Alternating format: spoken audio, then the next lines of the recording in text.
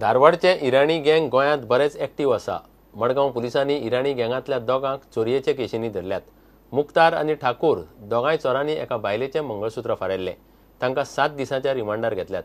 हालीं तेंपार धारवाडच्या इराणी गँगांतले खुबशे जाण गोंयाक सॉफ्ट टार्गेट धरून हांगा चोरयो करतात म्हूण मडगांवचो PI सांगता। हे दोग जाण आमी इराणी गँगाचे अरेस्ट केले। लास्ट टायम जे एका बायलेक हांगासर आख्या तेंच्यांनी पैसे दिले 2000 आनी मागीर ती मंगळसूत्र काडून दिले। ते भोपाळ अरेस्ट जाल्ले 21 भोपाळच्यान आज प्रोड्यूस केले तांणी कोर्टा फुडें।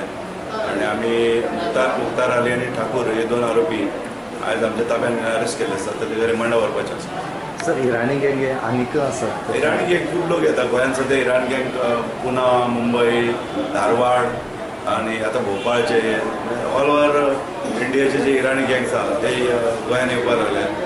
गोवा सॉफ्ट टार्गेट कशें दिसता तांकां। गोंयांत बायलां चडशी मंगळसूत्र भांगराची घालतात ते तांकां कळ्ळें आसा। सो मे बी तांचें कॉन्सन्ट्रेशन आसतलें। आमी धरिता तांकां आनी आमी फुडले स्टेप्स घेतले हेजेर कितें करपाचें। स्पेशली धारवाडचे चड येवपाक लागले। सर हे जेली आसले?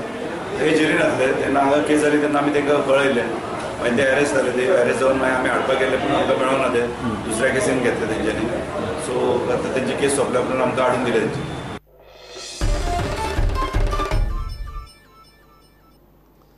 2019 म्हळ्यार देशात 24 वरां लायट। 2017चे मे म्हयन्या मेरेन 18,400 गांवांनी लायट दिवपाचें केंद्राचें टार्गेट आसा अशें केंद्रीय उर्जा मंत्री Piyush Goyal उलयला।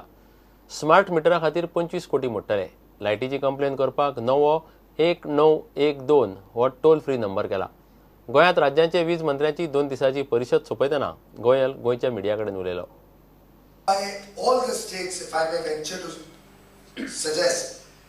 In terms of their game-changing ability to bring down the cost of power, bring down the pollution level, and make the entire thermal power generating sector more efficient and be able to serve the people better with continuous power supply.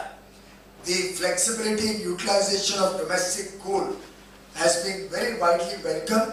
It will help the states who transport coal long distances to bring down their cost. And we have also discussed how to reduce the import of coal and what measures the coal ministry needs to take to support states which still continue to. On energy conservation, we had a dedicated session where the success of the LED program being taken to the next level through energy efficient fans, through energy efficient agricultural pumps. All of these were discussed in great detail. We saw live demo. I personally do not subscribe to the theory that some economists often articulate that the poor of India and the farmers of India should be made to pay higher prices. To my mind, they deserve to get power cheaper. To my mind, the farmers who are responsible for our food security are already facing severe stress, and it is the duty of all Indians to support the farming. What is the output of?